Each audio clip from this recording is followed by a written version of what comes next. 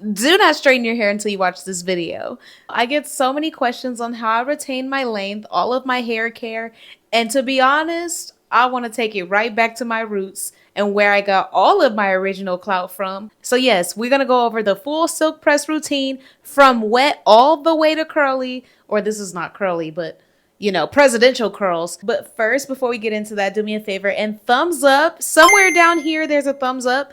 That helps me so much. Did you do it? Thank you. Let's go.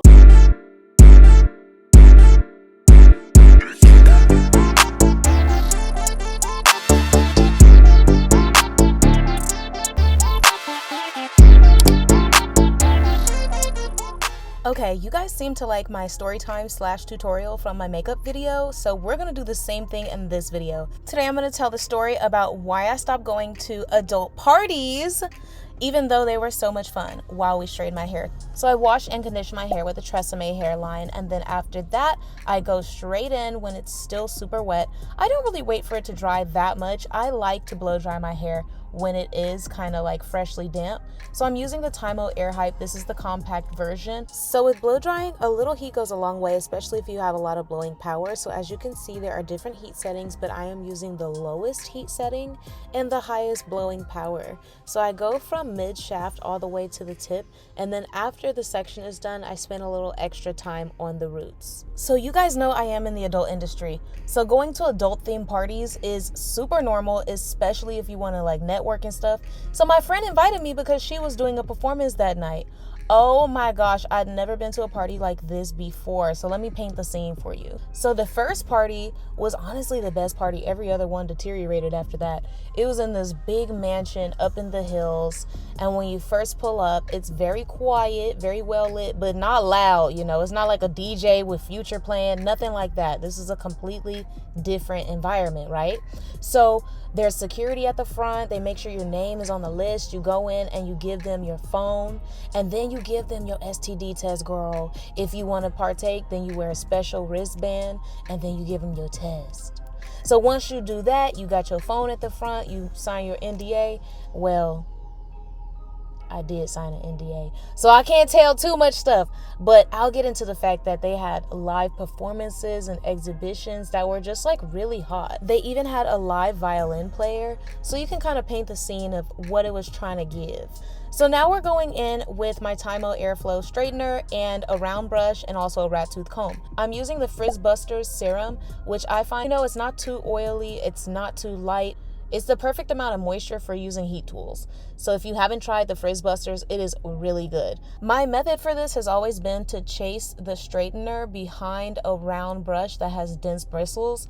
Now this is not like uncommon, but the difference between me and other people is that they usually use a rat tooth comb or a super close fine tooth comb. I like to use the brush because it just stretches the hair a little bit more to get the kinks out. So if you want to try something different, or if you need a little extra tension, try a round brush. The shape of this straightener is very much like the old school Marcel irons, which I love, but this one is a little more modern because it has holes that blow cool air out and set your curls, so you don't have to do pin curls.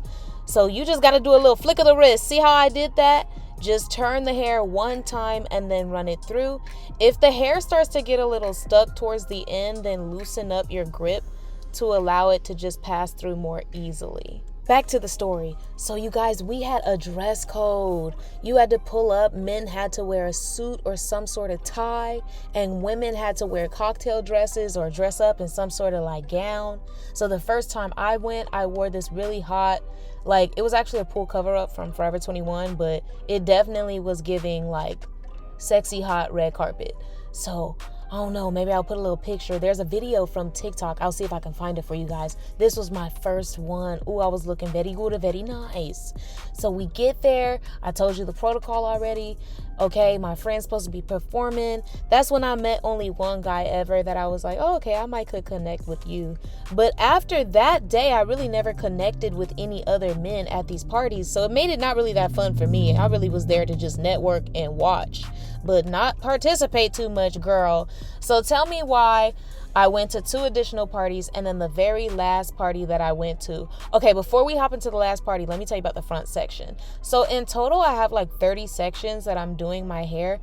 If you need to break it up into smaller or bigger sections, cool. It just depends on how thick your hair is and how long your hair is, girl, because your arms might get tired with them tiny, tiny sections. This part is usually the crown because for me, it is the most dense part of my hair. So I do have to split the sections up twice as small when I get to that top little box in my head. Don't forget to put the oil in, the serum, in each section. By the way, you just want to dip your finger into the serum and then coat your hair from mid shaft to tip. Don't start at the top because you don't want your roots oily.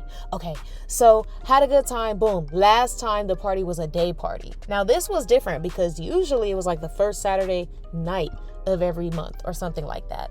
But this one was like a last minute pool party, day party. Oh my God, this is a whole nother story that I cannot even tell on here because it involves things that are not monetizable. I'll just say that. But funny times. I actually stopped going to this party because tell me why. I get there, it's cool. You know, I usually roll up, unwind a little bit, and they're very like lavish. The thing about these parties are very lavish. They have no expense spared. So there's always like performances and like big, you know, people walking around dressed like angels with big giant wings and like fortune tellers and a spread with catering and everything you want, sushi, tacos. It is very like hedonist.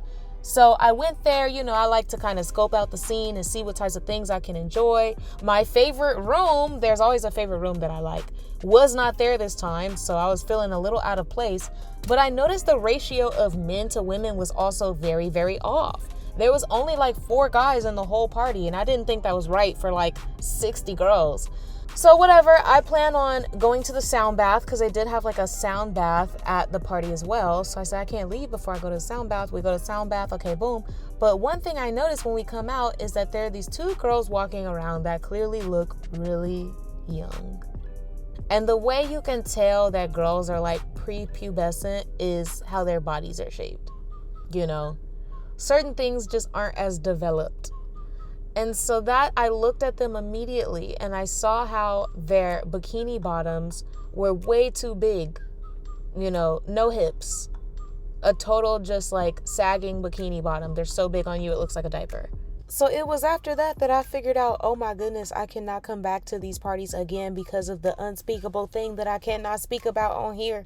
But we all know the conclusion that I'm coming to. I cannot be a part of that. So I'm actually really grateful that I went to Bali because it helped me disconnect from the adult industry a little bit.